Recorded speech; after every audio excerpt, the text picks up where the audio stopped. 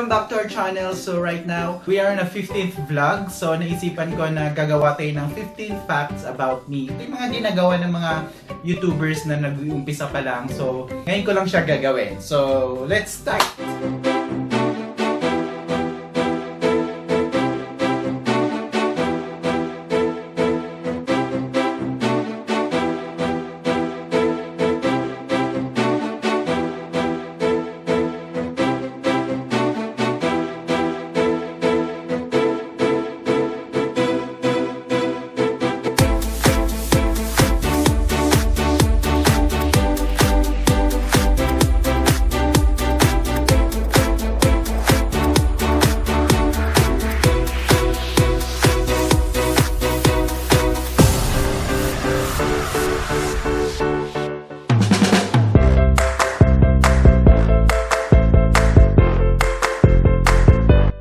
My name is RonTraveLife and I'm 30 years of age.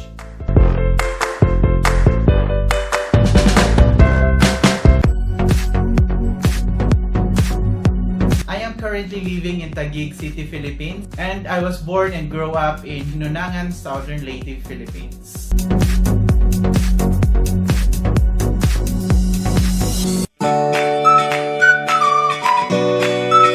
I am 5 feet and 8 inches tall.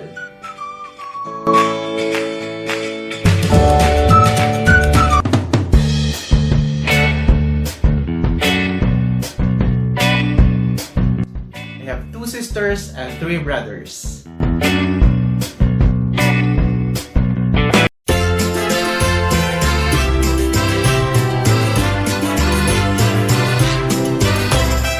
Yes, I am a graduate of Bachelor of Science in Information Technology in Southern Leyte State University, main campus, Sugod, Southern Leyte.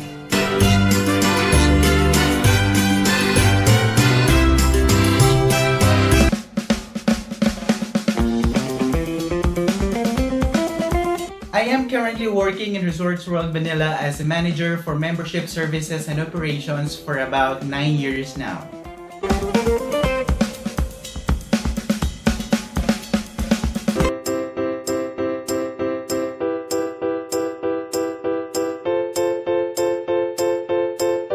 It was in 2014 when I was awarded as a Leadership Awardee of the Year.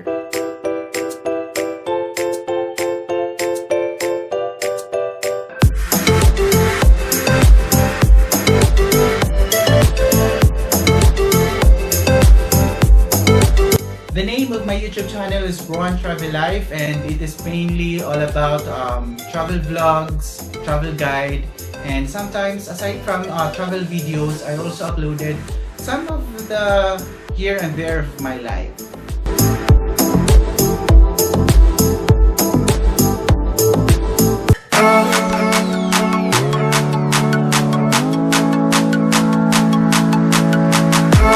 If you are looking for a travel guide with tips and suggested budget on the places that I have been, so you might consider to subscribe to my channel.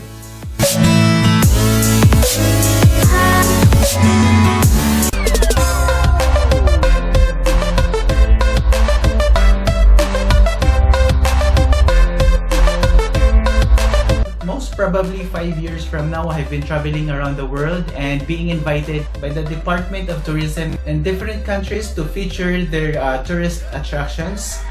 Or maybe 100,000, 1 million or more subscribers, who knows?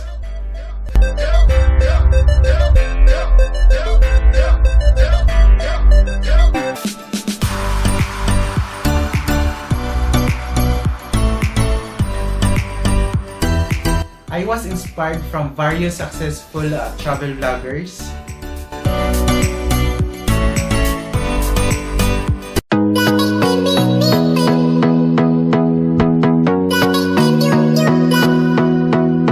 My favorite YouTubers are Lost the Black, Cup of TJ, Will Dasovich, Paninay Bautista, and Nick Nemeth.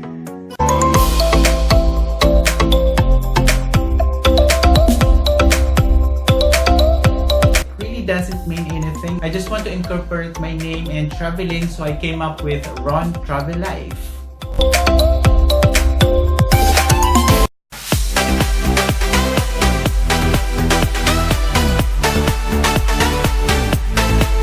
My goal is to inspire other people to have a work-life balance, to inspire them to travel and take a break from their work, and hopefully they will be inspired through my travel videos.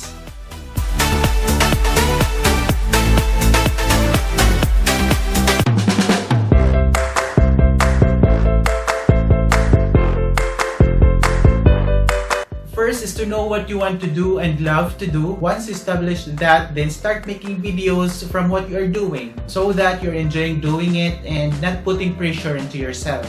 And then lastly, start now, as in now.